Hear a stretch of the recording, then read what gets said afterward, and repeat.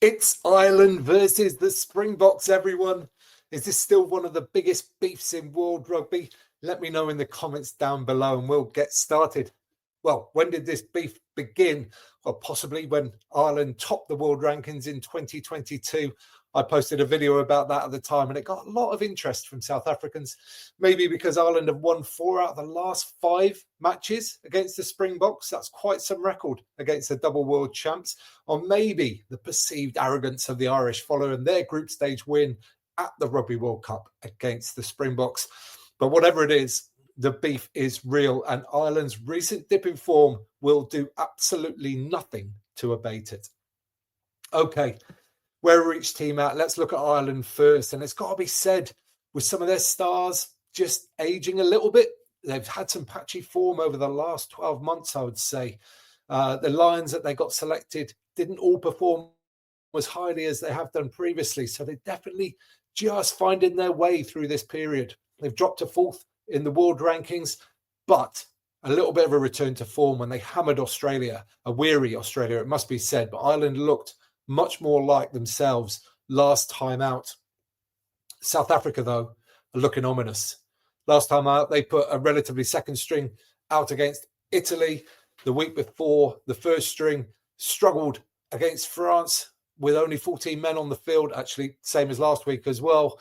And don't forget, this South African team has also had a huge home loss to Australia. They lost to New Zealand in the Rugby Championship and only just scraped past Argentina in that last game of the championship as well. But rightly, they are still number 1 in the world. And potentially, you know, if they put out a second team, they might be as high as ranked as 4 as well. Incredible depth across the board in this South African squad. And they're building a resilience that they can play in different ways as well. Different types of players for different positions in different scenarios. Milestones this weekend, RG Snyman will get 50 caps if he appears from the bench at his club home ground as well, which is a lovely thing for him to be able to do. And in team news, Ireland have absolutely plumped for experience and almost like a consistency of selection. Players getting picked in the positions that they're used to most. So let's look at this Ireland team now. Mac Hansen, although, you know, having said that, Mac Hansen picked up fullback after last week's hat-trick show against the Aussies. I think only his second cap at fullback, but he looked to the manner born there, catching high balls above his head and obviously being on the end of tries as well. But with his sort of smart footballing brain, actually fullback seems like a very decent shout for him.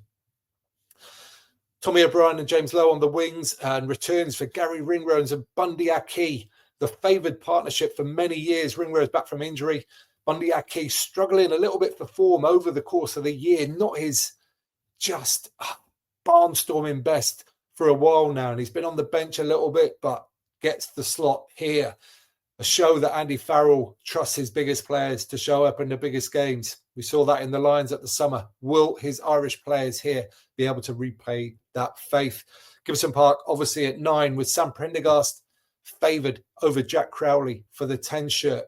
Prendergast put in 1 big tackle last week, knocking the ball out of, I've forgotten his name, James O'Connor's hands, but there were a few defensive weaknesses as well. Can the Springboks get to him? Can they weaken the Irish defence through his channel and then exploit gaps in other places?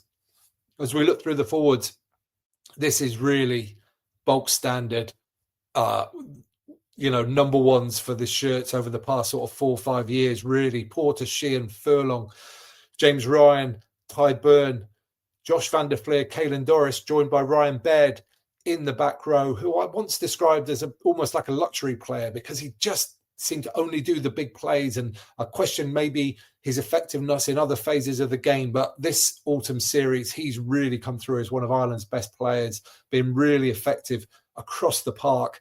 So he rightfully takes his place in the 6th jersey with Jack Conan, British Lion number 8, Jack Conan on the bench.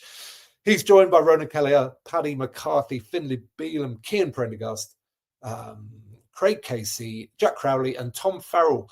Now, I'm not sure what's happened to Robbie Henshaw. Didn't see in the press release whether he was injured or not. But anyway, Tom Farrell rewarded for good form on the bench regardless. Let's take a look at these Springboks. Now, firstly, I'm not sure if they're just trying to annoy social media people like myself, but what on earth is going on with this team list? 15-8 and then 7-1. Yeah, I think they're just trying to distract us from actually talking about the game. Anyway, again, this is South Africa fielding their biggest, hardest hitters. No question about that. Start, though, at number 1, Bone Venter. Played the last 2 weeks, but getting taken off in the first half. And, we're looking at tactics by teams to end up playing with their strongest 15. This almost seems like the next level of that, where we're getting the strongest player to finish the game, but he's played 50 minutes by that stage. And we're talking about Gerhard Steenkamp here, who's probably the best loose head for South Africa at the moment.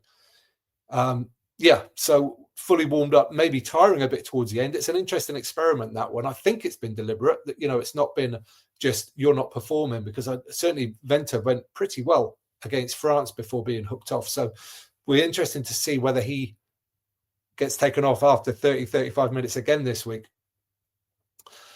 In the pack with him are some World Player of the Year nominees in Mark and Marks, Peter Steph du Toit, along with Khaleesi, Etzebeth, Visa, and a relative newcomer, Ruan Nortje, who is a fine player. He just, I don't know how to describe this, he just seems to do everything well. He doesn't look as big as a lot of the other guys in there, but God, he's so effective. He gets so many involvements in the game. Been really impressed with him coming into this Springboks side now, and I think he's out and out the first choice, second row selector. Cobus Reinach with Sasha Feinberg and Gomazulu in the halfbacks, Cheslin Colby and Kana Moody on the wing. He is absolutely electric, and he just seems to glide, and he's got power as well. I really like Moody. He can play fullback, he can play 13 as well. I think he's a fantastic rugby player, so I think he's rightfully taking his place in the starting team. Diolande and Creel, again, very settled partnership with Valemse at fullback, another man who can play in lots of different positions in this Springbok back line. Grobbelaar Steenkamp and Wilco Low, RG Snyman and Quagga Smith, the forwards, along with half forward Andre Esterhazen, half back, and Grant Williams and Manny Libuk. Big question for the Springboks this week is, can they keep 15 on the pitch? Because they have been getting straight red cards the last couple of weeks, and not all very fair as far as I'm concerned. It seems like World Rugby have really tightened the reins and asked some of the referees to start looking at whether these potential 20-minute reds could actually be fully fledged reds. And they've done a few, and I don't particularly agree with any of them that I've seen so far. So it'd be interesting to see, because there's been a bit of a backlash about it. Some of these red cards have been rescinded. Ty Burn was another one. Whether we see a backlash from that or a stepping back, and some of these decisions will still be 20-minute red cards this weekend, because it's just a bit of a mess at the moment. The whole red card, 20-minute red card situation, nobody knows where they stand, and that's good for nobody, frankly. So hopefully we get some consistency from that going forward. Now, this is one of the couple of really big games this autumn, I think. The other one, when South Africa went to France, I've got to say, France, aside from some really top moments in the opening stanzas, they didn't really show up, to be honest. And South Africa eventually absorbed all of that, and with 14 men came back to win really well. So can Ireland show up? That's the big question. Ireland have been a little bit inconsistent, this last year. But I sense at the end of this autumn series, at the end of this rugby calendar year, well, for Ireland anyway, South Africa go on and play next week, I sense we're going to get a huge, intense, vicious test match in this game on Saturday. And I can't wait. I think the Springboks are going to go uber physical. They've played around. We're playing a lot of rugby, trying to move the ball at times this year in their games. I think they are going to go back to basics and try and beat this Ireland team up. Can Ireland stem that flow? That's going to be the first thing. They're going to have to stop the Boks imprinting their physicality on them. That's the first thing. And then can they get their game going? The short passing that we see all the time that they're really effective at. Can they get those running lines going? Can they get Doris in the game? Can they get Sheehan in the game, carrying wide?